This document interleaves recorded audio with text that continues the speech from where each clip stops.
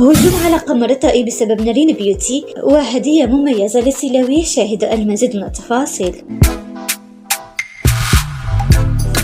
بداية مع اليوتيوبر قمر الطائي التي تلقت تعليقات في آخر فيديو لها أن فكرة الفيديو اعتمدتها نارين بيوتي سابقا، لكن قمر الطائي ذكرت في الفيديو الخاص بها أن الفكرة هي ترند لكنها قدمتها بطريقتها الخاصة، وأيضا هذه الفكرة هي ترند في المحتوى الأجنبي. أيضا أعلنت قمر الطائي عن فقدانها لخالها اليوم بستوري حزين، طلبت من كل متابعيها الدعاء له بالرحمة. أما الفنان سلاوي بالأمس تلقى هدية مميزة من التيك توكر سالي، وكانت هذه الهدية عبارة عن كلب هاسكي جميل. أترككم على الستوريات.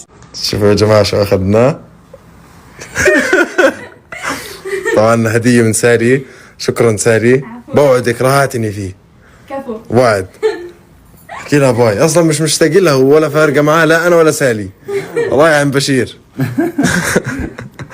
بدي أعرفكم يا جماعة آيفر اشرب فرجيهم كيف بشير بطلع صوت.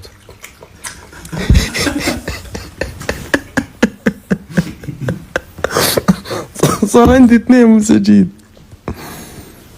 يلا نام.